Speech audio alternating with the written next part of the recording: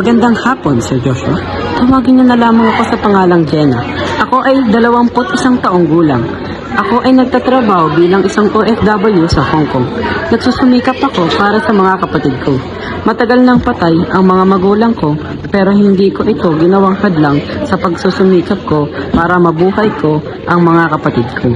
Isang araw, habang naglilinis ako, ay biglang napatawag ang kapatid ko na si Lena.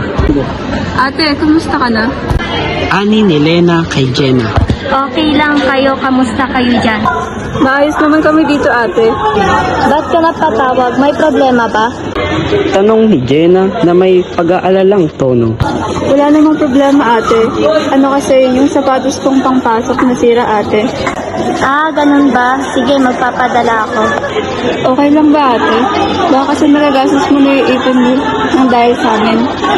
Malungkot na bigkas ni Lena kay Jenna.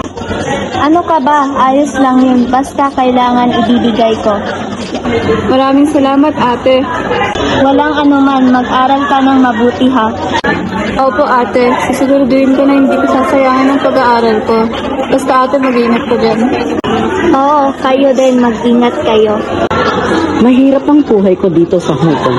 Isang domestic helper lang ako dito. Nag-iipon ako para sa pagtatrabaho ko sa Canada. Matagal ko ng pangarap ang maging isang nurse, pero sa hirap ng buhay ay di ko matupad ang pangarap ko. Ginagawa ko ang lahat ng makakaya para sa aking mga kapatid. Halos lahat ng trabaho dito sa Hong Kong napasukan ko na, pero kulang pa rin. Habang ako ay nagluluto ng pagkain, ng amo ko ay biglang tumawag ang kaibigan kong si Ana. Ano yun? Alam na pwede ka. Ano, gusto mo ba? Pwede naman. Basta hindi ako mapapahamak dyan. Oo, sigurado ako hindi ka mapapahamak. Sige, payag na ako. Kailan ba yan? Mamayang gabi. Okay, kita na lang tayo mamaya. Makalipas ang ilang oras ay gabi na. Nagmadaling pumunta si Jenna sa lugar kung saan sinabi ni Ana. Pagdating ni Jenna, ay nakita niya si Ana nag-iintay sa kanya sa labas ng kainan. Jenna, nandiyan ka na pala. Tara na, kanina pa naghihintay si Boss. Ah, ganun ba? Naligaw ako papunta dito kaya nalil. Okay lang, basta magsimula ka na. Sabi ni Ana at binigay ang kanyang apron. Jenna, magyaya ka na ng customers. Basta wag lang pulis, ha? Sabi ni Ana at tumawa. Napangiti na lang si Jenna sa sabi ng kaibigan niyang si Ana. Dito sa Hong Kong, kapag ikaw ay isang domestic helper, bawal kang magtrabaho ng iba pa. Pero sa hirap ng buhay, napipilitan kaming sumuway sa batas kahit ayaw namin. Habang nagyaya ako ng mga customer, ay may nakita akong pulis sa sobrang kinabahan ako at agad akong tumakbo. Nakita ako ni Ana na tumatakbo. Jenna, wag kang tatakbo. Sabi ni Ana at biglang tinanggal ang kanyang apron at nagkunwaring customer lang din siya. Sa sobrang kaba ko ay napatakbo ako. Nagtago ako sa basurahan para lang hindi nila makita na may biglang tumawag sa akin. Kinabahan ako ng sobra kasi akala ko ay isa siya sa pulis na sinundan ako. Ngunit pagtingin ko sa kanya ay katrabaho ko lang pala. Jenna? Sabi ni Ethan habang nakangiti kay Jenna. Kinabukasan ay napagdesisyonan kong hindi na muna bumalik sa trabaho na yun dahil delikado. Nakaisip ako ng ibang racket na hindi ako napapahamak gaya ng pagbibenta ng mga bagay-bagay sa kapwa. Pinoy ko nasa Hong Kong pero kahit ganun pa man ay kailangan patago pa rin. Pagkatapos ko mabenta ang lahat ng mga paninda ko, ay napansin kong may sumusunod sa akin. Natakot ako dahil akala ko kung sino nang ngunit si Ethan lang pala ito. Alam kong ikaw yan, Ethan. Hoy, ikaw pala yan, Jenna. Kabadong sabi ni Ethan. Anong ginagawa mo dito? Tanong ni Jenna habang nakatingin kay Ethan. Pupunta ako dun sa palengke. Gantong oras? Oo, nakalimutan ko kasi bumili kanina kaya ngayon lang ako bumili. Ah, ganun ba? Sige, mauuna na ako. Gusto mo ba hihatid na kita? Hindi na, kaya ko nang umuwi mag-isa. Sigurado ka? Baka mapano ka pa. Halika, hihatid na kita. Kaya ko naman, pero kung gusto mo talaga ihatid ako, edi sige. Hindi mo ako pipigilan? Para saan pa? Matigas naman yung ulo mo. Ganon talaga. Hinatid ako ni Ethan papunta sa bahay ng amo ko. Nagkwentuhan kami habang naglalakad. Hanggang dito na lang. Dito ka na ba? Oo.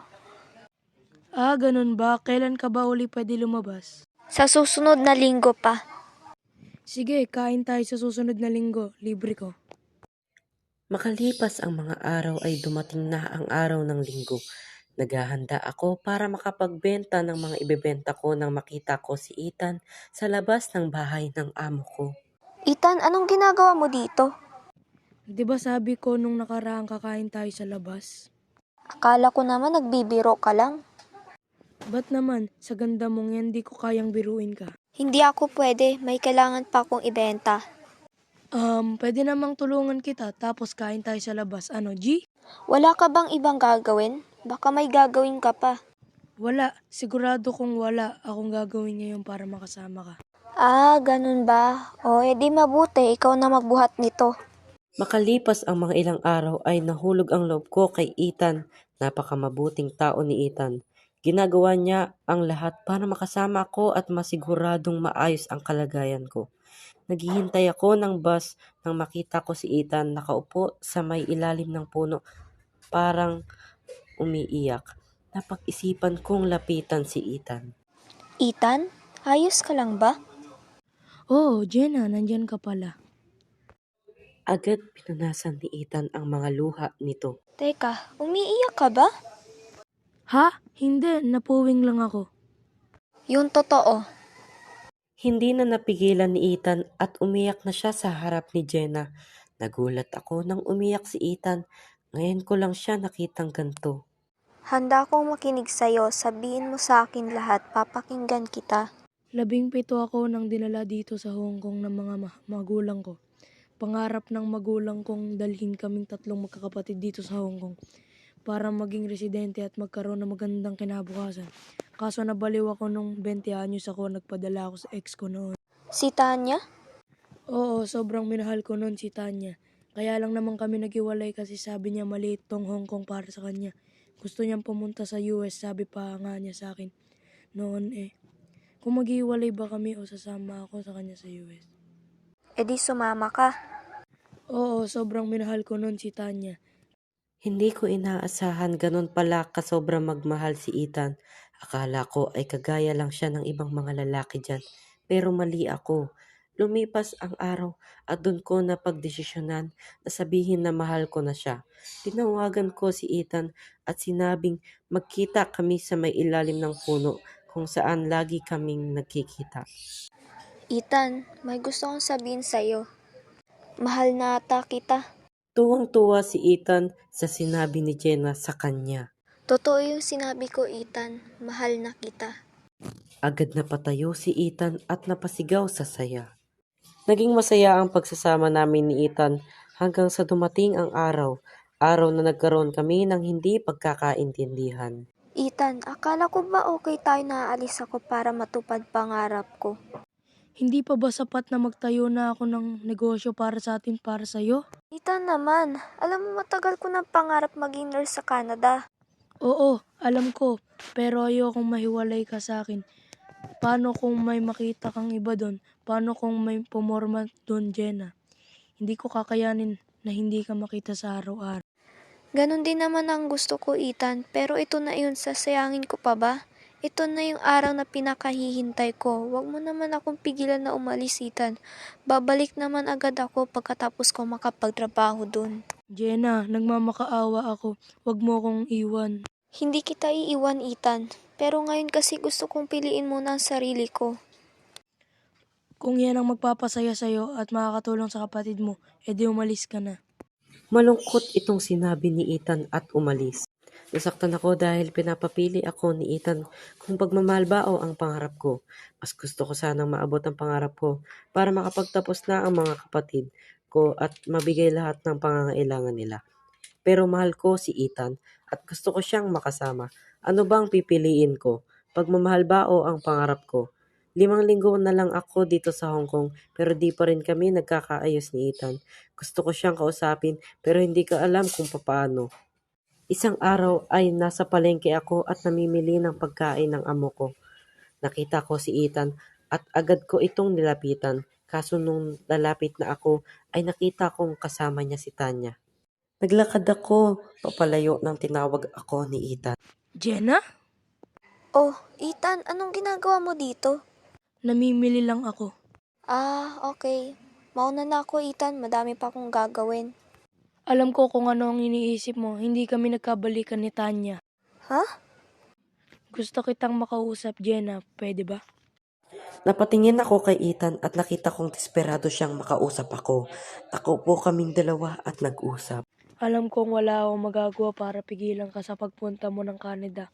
Pero sana, wag mo akong kalimutan, Jenna. Sana patawarin mo ako sa mga nasabi ko nung isang araw. Biglang hinawakan ni Ethan ang kamay ko, napatingin ako sa kanya. Mahal kita, Jenna, at walang magbabago nun, kahit ano o sino. Ethan, hindi ko alam kung paano ko ba sasabihin na mahal kita, pero importante din yung trabaho ko sa Canada. Alam ko kakayanin naman natin kahit LDR, di ba? Pero iba pa rin pag magkasama tayo. Alam ko, Jenna, pangako mo sa akin babalik ka dito at magpapakasal tayo. Pangako ko, sa ngayon hayaan mo muna maging masaya ako at matupad lahat ng pangarap ko. Pangako ko sa'yong babalikan kita kahit anong mangyari. Mahal na mahal kita, Jenna. Mahal na mahal din kita, Ethan.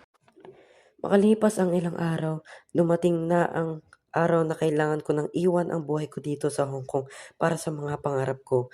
Kahit papaano ay nakakapag-usap pa rin naman kami habang nagtatrabaho ka dito sa Canada. Masaya kaming dalawa para sa isa't isa dahil unti-unti na naming naaabot ang aming pangarap. Ilang taon na ang nakalipas at malapit na din kaming ikasal. Nandito kami ngayon sa Canada, namumuhay ng payapa at masaya. Hanggang dito na lang ang makukwento ko, Sir Joshua, at sana ay mabasa nyo ito. Maraming salamat at muli, isang magandang hapon sa inyong lahat. Lubos na nagpapasalamat, Jenna.